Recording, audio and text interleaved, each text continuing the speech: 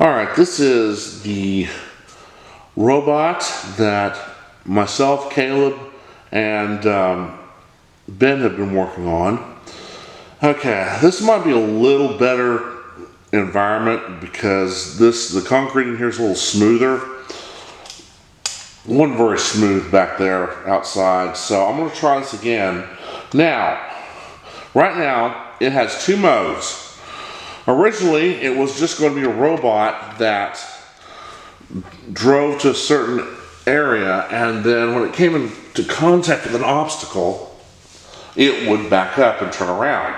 Well, now we have it to where it has two modes. Automatic, to where it guides itself, and when it comes to an obstacle, via the infrared module right here, it backs up and turns around. And it will continue to do so until it's found a firm, flat surface to continue to drive on. Now, the next one is manual, which it's in right now. Now, once you have it here, you can easily control it with this radio controller. One of Caleb's genius brainstorms that happened one day, and suffice to say, it has worked. So I'm going to try it with the manual first and see how well it runs on this surface. Okay, let me get the camera and zoom out. Well, let's zoom in. My apologies, I'm still getting used to this thing. Oh well, I guess it would help if I plugged the power in. Duh.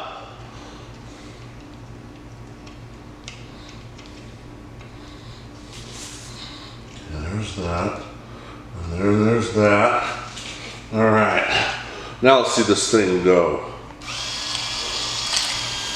Oh yeah. Now this is me controlling the robot right now with remote. Now that one motor is still faster than the other. I don't know why. Even Caleb can't understand why it's going that fast. I mean, we've tried different motor speeds, but it's still, I don't know whether it's the ball bearing or what. But yeah, it's just, oh boy.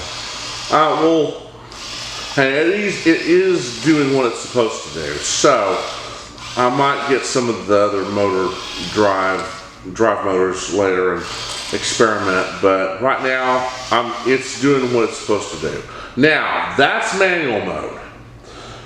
Now to get into automatic mode, you press this button 3 times, and that takes it out of manual to automatic. So that's what I'm going to do right now. Now watch very closely. Also, see, came in contact with an edge. Yeah, it's automatically backing up. There we go. Yeah, there we go. If you notice, it has flashing lights on the back, like most work robots have. So, now I thought that might be a nice little add-on to our robot, since most work robots have that. See, oh yeah, see, there you go. The infrared detector caught that. Well, not that one.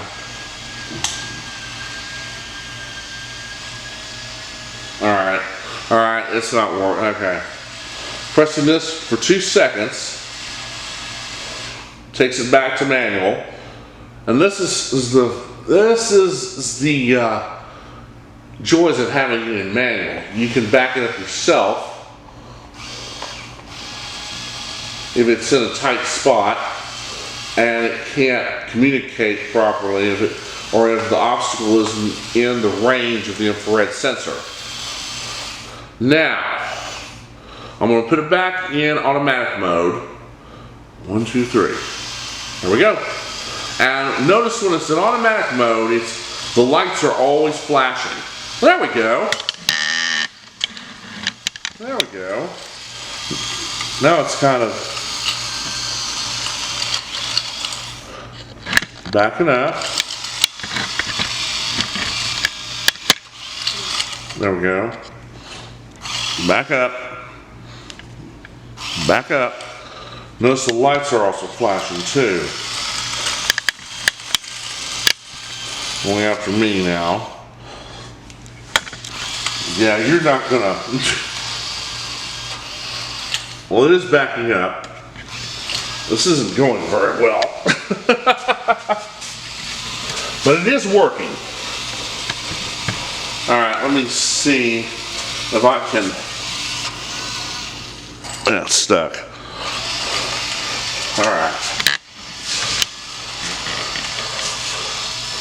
Now, yeah, that one motor. But see, it is doing what it's supposed to do.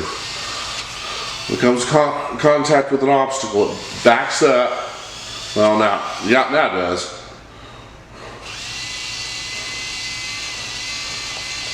Okay, switching back to manual.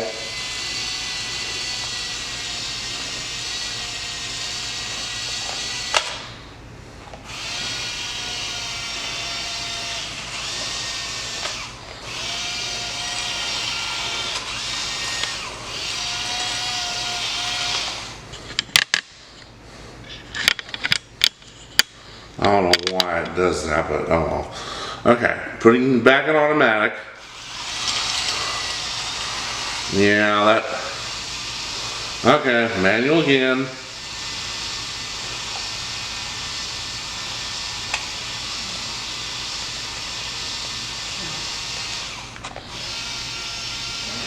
Well, that's just stuck.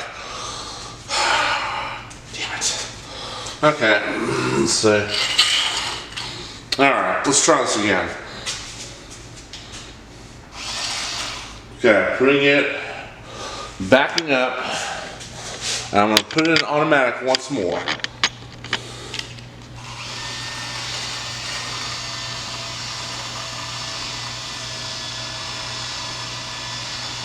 It is moving. I really wish we could find out why that motor's spinning faster than the other one. I'm going to try. We got it to slow down one time.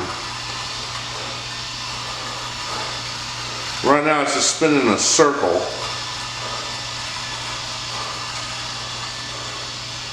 And as you can see, it does work. Let's see. Get my shadow out of the way. No. Now it's just going to run. So let me put it back in manual.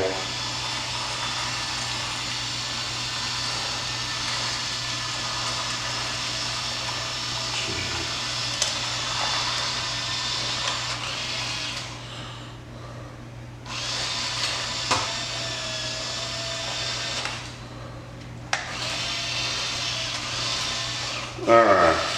And then back in manual.